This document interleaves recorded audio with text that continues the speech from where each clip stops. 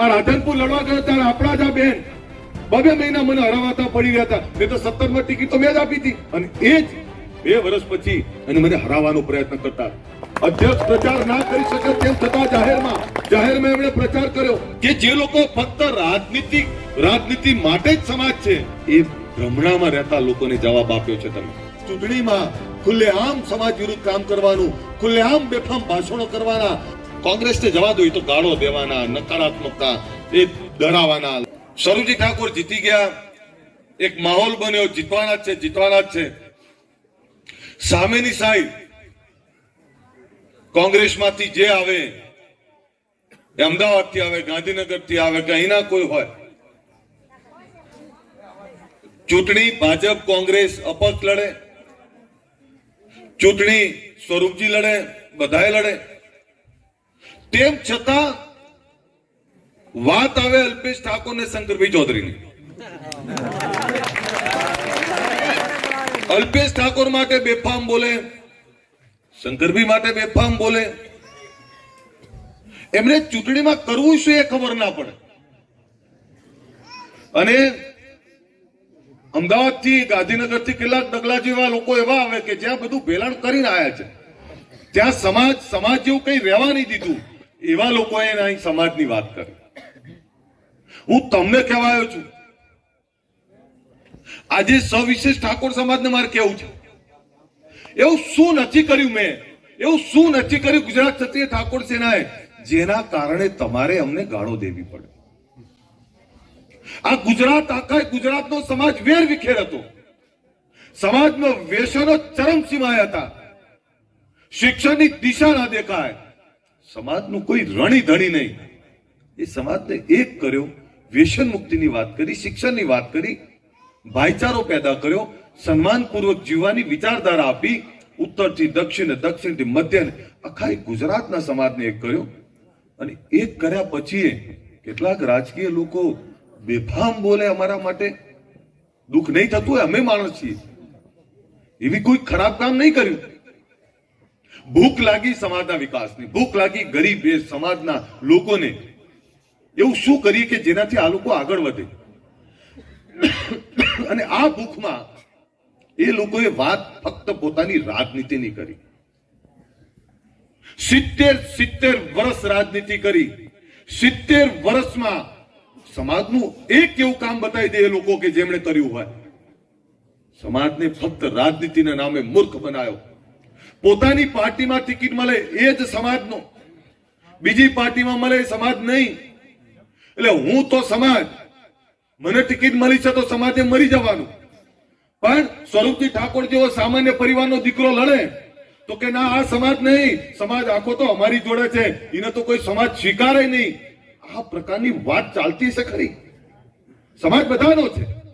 સમાજ કોઈ એક વ્યક્તિનો નથી, ના મારો છે ના તમારો છે, તમામ લોકોનો છે. પણ ચૂંટણી હતી ને ચૂપ બેઠા હતા. પેલા બધા એવું કે લાલ લીડી પેન, અરે રાજનીતિ તમે મંજીરા વગાડવા આવ્યા છો? તમે બધા આશ્રમ ખોલીને બેઠા છો. આ બધા ધારાસભ્ય થઈને બેઠા હતા. 25, 30 વર્ષથી રાજનીતિમાં છે. શું કર્યું તમે? તો શું કરા? એ બધા પ્રચાર કરવા શું કરે? રાજદાડો પડી ગયા. તમને નવાઈ લાગે સાહેબ? રાત દિવસ આ ભાઈને હરાવવા માટે મથ્યા, રાત દિવસ દોડ્યા છે. શું નહીં દોડ્યા? એમને શું નહીં કર્યું? જે સમાજ ઉપર એક કલંક લાગી હતું કે આ સમાજને થોડીક લાલચો આપીને અમે ખરીદી લઈએ, એ સમાજે ગત વર્ષોમાં પોતાની તાકાત બતાવી. અમે પણ એક થયા છીએ, અમે પણ રાજકીય સમજ કેળવતા થયા છીએ, અમને પણ મતદાન કરતા આવડે છે. એ સમાજને ફરતી જે લોકો સમાજના કારણે જીતીને આવ્યા, એ જ આપણા આગેવાનો, એ જ દીકરીઓ, એ જ બહેનો આ સમાજને પૈસાના નામે ખરીદવા નીકળી પડે અને એવું કે પૈસાથી ખરીદી લઈશું, 50% સમાજ એ અમારી જોડે રહેવાનો છે. આ પ્રકારની વાતો કરે અને પછી એમ કે છે કે અમને સમાજના. તો 2019માં હું જયારે રાધનપુર લડવા ગયો, ત્યારે આપણા જ આ બેન 2 મહિના મને હરાવાતા પડી રહ્યા હતા. મેં તો 17 માં ટિકિટ તો મેં જ આપી હતી અને જાહેરમાં આપી હતી.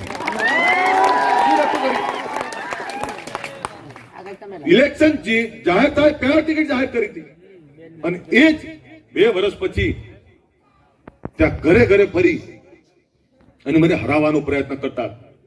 એવા જ બીજા અમદાવાદના આગેવાનો, એક કલોલના ધારાસભ્ય હતા, અત્યારે તો ક્યાંય નથી નામો નિશાન, પણ એ અહીંયા ખોળો પાથરે, ઘરે ઘરે ફરે. તો હું ઠાકોર નતો, એ વખતે સમાજ નતો.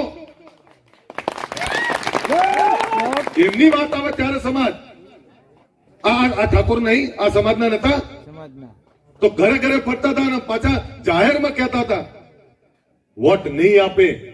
અને હું તમારો આભારી છું, આ સમાજનો આભારી છું, ઋણી છું તમારો. તમે પાઘડીની લાજ રાખી છે, હું તમારો આભારી છું સાહેબ, અને તમામ સમાજોનો આભારી છું. મેં તમને એ વખતે કહ્યું હતું, તમારામાં એકતા નહીં દેખાય તો બીજા સમાજો નહીં રહે તમારી જોડે. સાહેબ, તમારે આભાર માનવો પડે શંકરભાઈનો. અધ્યક્ષ પ્રચાર ના કરી શકે, અધ્યક્ષ પ્રચાર ના કરી શકે, તેમ છતાં જાહેરમાં એમણે પ્રચાર કર્યો. અને સમાજ, આખો સમાજ, એ સમાજમાં એક માહોલ ઉભો કર્યો. અને રજનીશભાઈ જેવા યુવાનો બહાર આવ્યા. એમને લાગ્યું કે નહીં, આપણે ખોટી દિશામાં ના દોડાય. અને મેં બીજું એક જે જોયું, બ્રહ્મ સમાજ આપણા કરતા વધારે આક્રમક હતો. બ્રાહ્મણો વધારે આક્રમકતાથી સ્વરૂપજીને જીતાડવા માંગતા હતા. મારી સાથે અમારા નરેશ વેલાભાઈ ના બધા અમારા રબારીના છોકરાઓ, વાવના ને બધા છોકરાઓને હું છેલ્લા 4 દિવસ લઈને ફર્યો છું. આ રામભાઈ ને બધા રબારી સમાજના દીકરાઓ 4 દિવસ ઉજાગરો કરીને ફર્યા. અહીંયા માળી સમાજના અમરતભાઈ ને આપણા બધા આખો દાડો, અનિલભાઈ, આ બધું પ્રવીણભાઈ રાત દિવસ દોડ કરે. આ નૌકાબેન પ્રજાપતિ જેવા પ્રજાપતિ સમાજના આગેવાનો દોડ કરતા હોય. કયા સમાજોની વાત કરું તમને?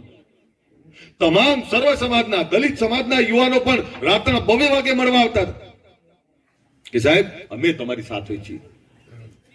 આ તમામ સમાજોએ આ સ્વરૂપજી ઠાકોરને મત આપ્યા છે અને એટલે આપણે જીત્યા છીએ. પણ વાત એ આવે છે કે જે લોકો ફક્ત રાજનીતિક સમાજ બનાવે છે, રાજનીતિ માટે જ સમાજ છે, એ ભ્રમણામાં રહેતા લોકોને જવાબ આપ્યો છે તમે. કોઈ એવું કહેતો કે આ જાગીર છે મારી, હું ધારું ત્યાં પડે, હું ધારું ત્યાં મત ન ખાઉં. સમાજ કોઈની જાગીર નથી. સમાજ એ ગરીબ થી લઈ અમીર તમામ લોકોનો સમાજ છે. આ એ જવાબ તમે આપ્યો છે સાહેબ. અને આગેવાન સાચું નહીં કેમ તો સમાજનું કઈ નહીં થાય. સાચું તો બોલવું પડશે, અને સાચું એટલે બોલવું પડે. શું ગરીબના દીકરાને આગેવાન બનવાનો અધિકાર નહીં? શું આ સમાજમાં ફક્ત અલ્પેશ ઠાકોર કે જ્ઞાનીબેન કે અમે જ લોકો રાજનીતિ કરશું? કોઈ નવા લોકોને રાજનીતિ કરવાનો અધિકાર નથી. આ સ્વરૂપજી જેવા અનેક યુવાનો બીજા તૈયાર થતા હોય તો એ તૈયાર કરવાની જવાબદારી અમારી છે. આ અમારે તૈયાર કરવા પડે. રાજનીતિમાં ફક્ત હું હોઉં તો જ, બાકી બીજું કોઈ નહીં, એવું ના હોય. સમયનું કામ કરે. આજે સ્વરૂપજી છે, કાલ કેમ્ભાઈ છે, કાલ રામભાઈ હશે કે ડીડી હશે, આ કોઈ પણ હોય. ભાઈ રજનીશભાઈ હોઈ શકે, અમીરામભાઈ હોઈ શકે. રાજનીતિનું કામ કરે રાખે, પણ ચૂંટણીમાં ખુલ્લેઆમ સમાજ વિરુદ્ધ કામ કરવાનું, ખુલ્લેઆમ બેફામ ભાષણો કરવાના, અને જ્યારે ફરતી તમારો જ દીકરો લડતો હોય ત્યારે તમે એવું કહો કે ભાઈ આ છે તો અમે નથી વોટ આપવાના. આવો સમાજવાદ નહીં ચાલે. હવે એવો સમાજવાદ જોતો પણ નહીં. અને લડાવાનું, ડરાવવાનું, ધમકાવવાનું કામ કરવાનું. રાતના અંધારામાં રૂપિયા વેચે કબીરનો સમાજ. આ કબીરપંથી છીએ આપણે. આ સદારામના બાળકો એને ક્યાંક નશામાં કે ક્યાંક બીજી રીતે એને ભરમાવાનો, એને અપવિત્ર કરવાનું કામ કરે. આવી રાજનીતિ આપણે નથી જોતી.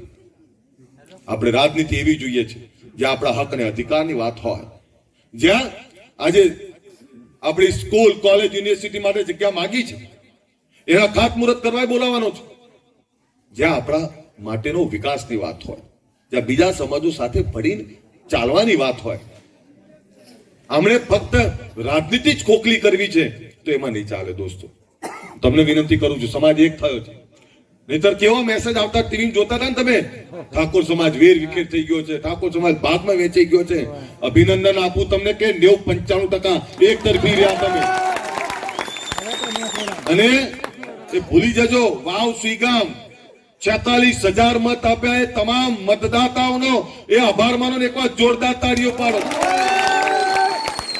અને 46,000 ની સાથે જયારે બાબરમાં પગ મૂક્યો ત્યારે બાબર તો ઢોલ નગારા સાથે વધાવા તૈયાર બેઠો. 47,000 મત બાબરે આપ્યા. આ બાબરના તમામ એ મતદાતાઓ, તમામ આગેવાનો, આ બધાનો આભાર માનવો પડે.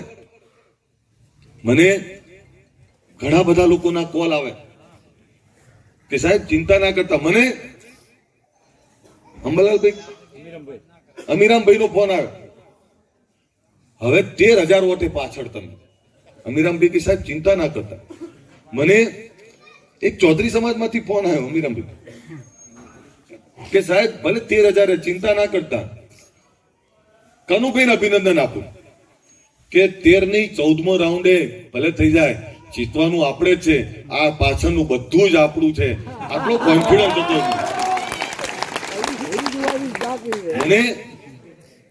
મને તમને નવી લાગે. મને વાળંદ સમાજમાંથી ફોન આવ્યો, એ સાહેબ ચિંતા ના કરતા, બધું સારું જ છે.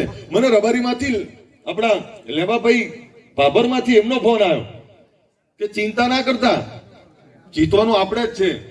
જ્યાં આટલા બધા લોકો ચિંતા કરતા, ઠાકોર તો રાહ જોઈને બેઠા હતા કે બાબર ખુલવા દો. હું જોતો તો કોમેન્ટો કે બાબર ખુલવા દો. અભિનંદન આપું તમને. અભિનંદન એટલે આપું, તમારી જવાબદારી વધે છે. વધે છે કે આપણે ચૂંટણીમાં અનેક વાતો કરી છે. કોંગ્રેસને જવા દો, એ તો ગાળો દેવાના, નકારાત્મકતા, એ ડરાવાના, લલચાવાના, તોડવાના. એ સમાજ તોડવાનું કામ કરશે, લોકોને લડાવવાનું કામ કરશે, જાતિવાદ ફેલાવવાનું કામ કરશે. પણ હવે સ્વરૂપજીની જવાબદારી વધે છે, અમારી બધાની જવાબદારી વધે છે.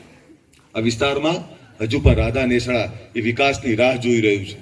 રાધા નેસડા આજે પણ પાણીની લાઇટની રાહ જોઈ રહ્યું છે. ત્યાં ખૂટે છે કંઈ. આજે પણ અબાડાના આજુબાજુના 10 થી 15 ગામો આજે પણ નર્મદા કેનાલની રાહ જોઈ રહ્યા છે. આજે પણ વાવ સુઈગામ બાબરના એ કેટલા એવા રોડો છે જે એ રિપેરિંગ માંગી રહ્યા છે, નવા રોડો માંગી રહ્યા છે, નવા નેડિયા માંગી રહ્યા છે. આપણી જવાબદારી છે લોકોના વિકાસના કામો કરવાની. આમણે 5 વર્ષ ખાલી વિરોધ જ કર્યો છે, કાગળ લખીને ટીવીમાં આપી દીધું. આનાથી ખુશ ના રહેવાય. હું એ વખતે તમને કહેતો હતો, આપણા ખેતર સુધી પાણી આવવું જ જોઈએ. એના માટે મથે કોણ? તો કે આપણો ધારાસભ્ય, આપણા સંસદ સભ્ય. એ જવાબદારી એની છે. સરકાર મારી છે કે નહીં, તો મત તો તમે તમારા પોતાના દમ ઉપર માંગ્યા હતા. હું જીતીશ તો આ કરીશ. એમના ભાષણ આપણે શું કહેતા હતા, અમે આવશે તો રજૂઆત કરશું. રજૂઆત તો સમય જતો રહ્યો. રજૂઆતની રિઝલ્ટ જોઈએ અમારે. અને સ્વરૂપજીને કહું છું, તમારી જવાબદારી છે. 6 મહિના કેળ બાંધી લો. 6 મહિના કેળ બાંધી લો અને લોકોના દિલમાં જગ્યા બનાવી લો. જેના ખેતર સુધી પાણી નથી પહોંચ્યું, એના ખેતર સુધી પાણી પહોંચાડો. જેના ગામ સુધી વ્યવસ્થા નથી પહોંચી, એના ગામ સુધીની વ્યવસ્થા પહોંચાડો. આ રાધા નેસડા પણ તમારી રાહ જોઈ રહ્યું છે. આ અબાડાના 10-15 ગામડાઓ તમારી રાહ જોઈ રહ્યા છે. અને પહેલું કામ, રાધનપુર થી બાબર આવો. રાધનપુરની હદ પૂરી થયા પછીનો જે રોડ તૂટેલો છે, આ રોડ પણ પહેલો કરાવી દો. ખબર પડે કે વિકાસ કોને કહેવાય, વિકાસ કોને કહેવાય, સરકાર કોને કહેવાય, એની પ્રતીતિ કરાવી દો. અહીંના લોકોને લોક કલ્યાણના કામો એટલા બધા કરો કે લોકોને થવું જોઈએ કે વાહ સ્વરૂપજી વાહ, આ વાત તમારી.